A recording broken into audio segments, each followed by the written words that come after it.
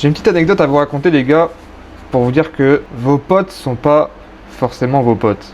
Je m'explique. Quand j'ai lancé la première marque de vêtements, j'avais prévu de faire un shooting photo avec pas mal de monde, on devait être genre 10. J'avais pas l'idée de faire un personnage qui allait représenter la marque, donc ça veut dire que ça allait être moi qui allait prendre les photos. Et vu que tout ça c'est une entreprise, pour être légal, pour vendre des vêtements, etc., c'est-à-dire faire les choses carrées, faire les choses correctement, légalement, et tu vois, même si c'est tes potes, faut toujours avoir ce petit truc, se méfier, on sait jamais ce qui peut se passer dans quelques années. Et donc pour le shooting photo, j'ai fait des fiches de droit à l'image, pour exposer ton visage, des vidéos, des photos, site internet, promo, etc., etc. Donc je l'ai fait signer à mon frère, mon propre frère que vous voyez sur les shootings, c'est mon frère, c'est mon vrai frère. Et même à lui, je lui ai fait signer un droit à l'image. Et à un pote, il s'est passé la même chose, c'est que je devais lui faire signer du coup cette fiche-là. Parce que, en fait, si tu fais pas signer ça, imaginons, tu mets les photos en ligne, ça cartonne et tout, ça marche bien, etc. machin. Mais en fait, ce pote-là se prend quelques petites critiques, tu vois. Y a pas de raison en vérité. Parce que les gens, ils viennent voir un vêtement, ils viennent pas voir un mannequin, on s'en fout du mannequin. C'est juste pour voir porter le vêtement. Et si cette personne-là te dit, ouais, en fait, supprime les photos, on me critique, j'aime pas ça, etc. Si j'ai pas fait signer ça et que je dis bah non, il peut très bien aller porter plainte et après c'est moi qui est dans la merde. Tandis que si je fais signer ça, il a aucun pouvoir parce que il sait dans quoi il s'est engagé, il sait très bien pourquoi il a fait le shooting. C'est-à-dire que même s'il porte plainte, bah, moi il m'arrivera rien, j'ai le droit, je l'ai fait signer avant, il était au courant. Du coup à ce pote-là, j'ai voulu lui faire signer cette fiche. Il a lu le titre en haut de la feuille. Il m'a ri au nez. Le mec m'a ri au nez. Il a vu le droit à l'image. Il m'a ri au nez. Je dis mais pourquoi tu rigoles? Il me dit bah on est potes, on n'a pas besoin de ça. Et du coup je lui explique ce que je viens de vous dire. Et genre son comportement il était trop bizarre. Il m'a dit ouais bah c'est bon je la signe ta feuille. Je lui ai filé un crayon. Et en dessous il y avait écrit fait A, donc la ville, la date et signature. Et au lieu d'écrire toute la commune en entier, il marque juste les 3 premières lettres. Et je dis mais t'es sérieux ou quoi? Pourquoi tu écris pas directement la ville en entier? Pourquoi tu fais le difficile comme ça? Y a pas à faire le difficile comme ça. Il reprend la feuille, il prend le crayon, il réécrit la ville en entier.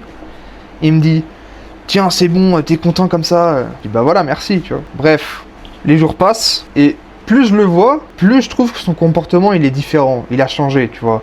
Je sens son comportement, il est malsain, il est mauvais envers moi. Et c'est que des critiques. Tout le temps, il me sort des piques comme ça, tu vois, des petites piques, tout le temps. Il dit, ouais, c'est trop cher, ça vaut pas ce prix-là, machin. Alors que, à aucun moment, je lui ai demandé d'acheter un de mes vêtements. C'est pas le but. Je m'en fiche en vrai. Qu'il achète ou pas, je m'en fous. Après, même s'il achète, tu vois, on est potes, donc à la limite, si toi, tu lances un truc, moi, je te soutiens. Si je lance, je sais pas, un magasin de cupcakes, je vais aller bouffer des cupcakes tous les jours, tu vois, je m'en branle. Juste pour le soutenir. C'est une sorte de principe, tu vois. Et ce gars-là, non, c'était que des pics tout le temps. C'est trop cher, ça vaut pas ce prix-là. Il touche la matière, il dit, on dirait du faux. Je dis, comment ça, du faux? Il dit, bah tu sais, c'est quand t'achètes sur les trucs de faux, là, et bah la matière, on dirait du faux. C'est quoi cette réflexion de merde? Mais il faut savoir que ce gars-là, on était potes depuis des années, hein. Ça fait des années qu'on se connaît, nos parents se connaissent. Genre... Finalement, même quand il y a quelqu'un qui est près de toi, ça n'empêche pas, tu vois, d'être mauvais. Il y a un soir aussi, on était 4 chez moi, il y avait ce gars-là, moi et 2 autres types. Et du coup, je lui parle un peu du projet de ma marque de vêtements, etc. Et à ce moment-là, on était encore sur Marek. 224, ça n'existait pas, il n'y avait rien de tout ça, c'était encore sur Marek. Je montre les modèles que j'ai envie de proposer, etc. Et là, il y a un mec qui pose la question. Et du coup, t'as mis combien là pour l'instant pour la marque? Et du coup, je réponds 500 €, un truc comme ça. Et mon pote, il dit ah bah ça va, c'est pas comme si c'était une boîte de TP, il fallait acheter des camions, etc. Il y a aucun rapport, la question raconte. Frère, il y a aucun rapport. On était tous les trois là, on se regardait, on disait mais pourquoi tu dis ça, mec? C'est con un peu ton raisonnement là, et ça n'a rien à voir. Là en fait, je lance un truc à mon échelle. Genre. Je vais pas faire un crédit, tu vois. Et en fait, plus les jours y passaient, plus il était bizarre, malsain, faisait des réflexions de merde, des réflexions inutiles. Et un soir, on fête son anniversaire, on est au resto sur Nantes. Et frère, la vérité, j'ai passé la pire soirée de ma vie. Parce que toute la soirée, on m'a fait que de me tailler. Que de me tailler tout le temps. C'est trop cher, machin. Marek. C'était que ça toute la soirée. Je leur avais dit que moi je fumais plus, je buvais plus, je sortais plus. Bref, ça me critiquait. Normal, quand t'es pas comme les autres, tu te fais critiquer. Du coup, ils me ramènent. Et depuis ce jour-là, bah, y a plus de message, mec. Pourquoi je vais continuer à perdre mon temps avec toi? À chaque fois qu'on se voit, je repars, je suis démotivé. J'ai plus envie. Enfin... En fait, c'est juste pas une bonne fréquentation pour moi. Et du coup, là, on est au mois de août. Je lui adresse plus la parole depuis fin novembre, début décembre. Ça fait quasi 9 mois que je lui ai pas adressé la parole, que je lui ai pas envoyé un snap, pas un message, pas un appel, rien. Et lui, toujours là, il m'appelle. 2 ou 3 semaines après la soirée, il m'envoie un message. Il m'appelle, ouais, t'es chaud, on sort et tout, machin. Je réponds pas. Je fais le mort, tu vois. Je fais le mort. Qu'est-ce que tu veux que je fasse d'autre? Je vais pas lui expliquer en face, il comprendra pas. Quelques temps après, il a arrêté de m'appeler.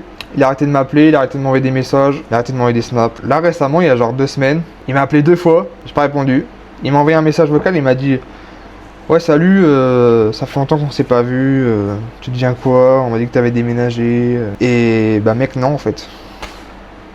J'ai ouvert, j'ai écouté, j'ai pas répondu. Qu'est-ce que tu veux faire de plus? Ça sert à rien, le mec il me critique tout le temps. Et genre il revient, en fait il se remet pas en question, c'est ça que je comprends pas. Si je te parle plus mon gars, c'est qu'il y a forcément une raison. Donc remets-toi en question. Je sais pas, si tu te remets pas en question, c'est que tu vois pas le mal dans ce que tu fais. Et du coup au final pour le shooting, vu qu'il avait signé un droit à l'image, en fait au fil du temps que j'ai vu son comportement, comment il était, je me suis juste dit, tu sais quoi, on va annuler le shooting, il y aura personne. Il y aura juste mon ref. Il y aura juste mon petit frère. On fait ça en mif. Et ça s'est passé très bien, tu vois. Il n'y a eu aucun souci. Et voilà, depuis maintenant, lui, il fait plus partie du projet. Il fait plus partie de ma vie tout court. Mais je garde son contact parce que s'il m'appelle, bah, je réponds pas, tu vois. Normal. Donc voilà, les gars, la petite anecdote, c'est pas... En fait, c'est quand tu te rends compte que tu changes, quand tu veux évoluer ta personne, quand tu veux lancer un business, quand tu veux faire quelque chose de ta vie, les gens te regardent différemment et te lancent des pics. Et même les potes les plus proches, finalement, c'est pas ceux qui vont t'aider le plus, tu vois. C'est même ceux qui vont t'envier. Je pense qu'il a changé de comportement parce que ça devenait de plus en plus concret. Et au lieu que je parle, eh ben, il a vu les actes, il a vu les choses, il a vu que, en fait, c'était réel. Et du coup, je pense qu'il a câblé, tu vois, il a serré. Quel moment, mon gars, tu m'envies pour ça? Il voulait faire des choses aussi, moi, je les soutenais à mort. J'étais là, mais mec, t'as raison, fonce en vrai, tu vois. Essaye. Si tu te plantes, tant pis, c'est pas grave. Tu recommenceras. Au moins t'as appris des choses. Tout le monde apprend des choses. Et non, et j'ai pas eu cette chance-là avec ce gars-là. La vie fait le tri finalement. Quand je compare ce gars-là avec mon meilleur pote qui vit à Lyon, c'est une mentalité complètement différente. Mon meilleur pote il vit à Lyon, mais avant il était dans le coin avec moi. Mais je veux dire, ce gars-là, en fait, mon meilleur pote, il me pousse, tu vois. Quand on s'appelle, il me dit ouais ça marche et tout, la marque, ça se passe comment et tout machin. Je dis bah voilà, tu vois, moi j'ai reçu les vêtements. C'est brodé comme ça et tout, là on a fait le shooting. Il me dit ah c'est bien mon frère et tout, c'est cool, je suis content pour toi et tout machin. Mais voilà les gars, l'anecdote, c'est parce que c'est ton pote qui va te baiser en fait. C'est tout. C'est juste ça.